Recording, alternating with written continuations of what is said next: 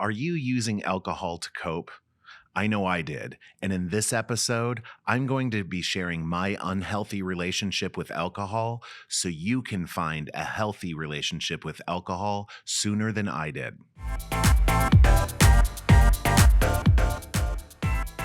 Hello, and welcome back to Rainbow Hilton, the podcast that helps lost and lonely gay youth slay suicide and live. 56% of LGBT youth has consumed alcohol in the past year. 56%. When I was growing up, we almost had to drink, especially as a guy, to fit in Minnesota. During the winter, all we did was sit around in ice houses and fish and drink beer. I hated the taste of beer. But I did it and forced it down to fit in. What? That's like me now if I go out for sushi and I take a bite of sushi that I don't like, I don't finish it. I don't have to. But I used consuming alcohol to cope with the stuffing that I've done. But it didn't stop there.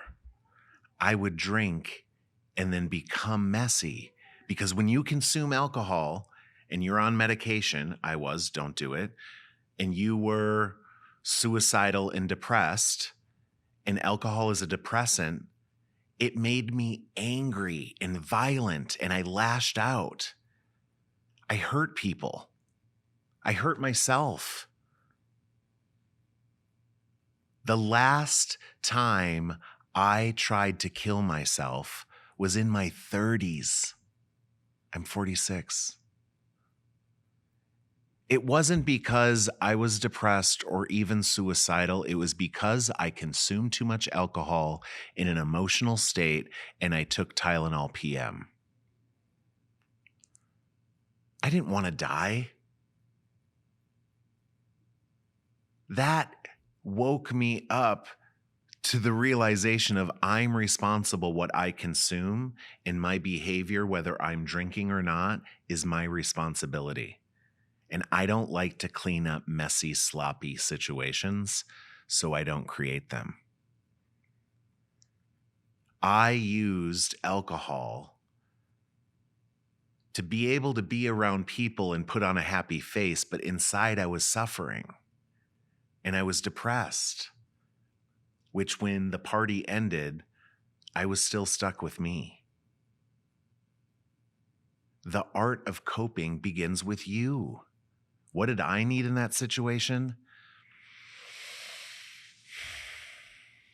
I needed someone to love me, to hug me, to say, hey, dude, do you think you need another beer? Do you think I talk to any of those friends anymore? Friends? They were just drinking companions through my 20s. Too many years. Do I still drink? Yeah, I love a good glass of Sonia Morgan. I love a good glass of wine. I love a cocktail. But I don't do it to stuff anything. I do it because I like the taste. And I definitely don't do it to lose control because I love the control that I have. And the art of coping and loving the life that you have is within you. Use glasses, alcohol, backdrops, fashion, a little accessory. Don't get overdone in anything. The art of coping is you finding the confidence to be who you are, no matter what you consume.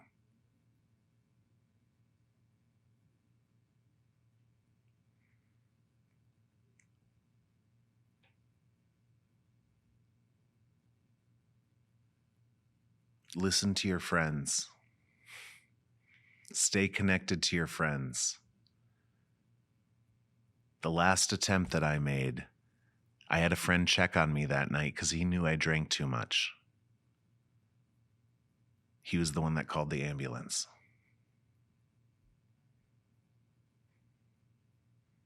By the time I realized what was happening, I was already in it.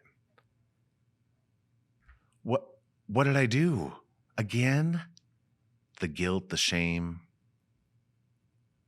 seeing my friend with the empty bottle of pills in the ambulance.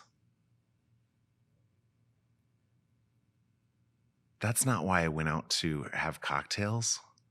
I went out to have a good time. It just was not in a good time of my life to be having cocktails. I was getting out of a very messy 3-year breakup.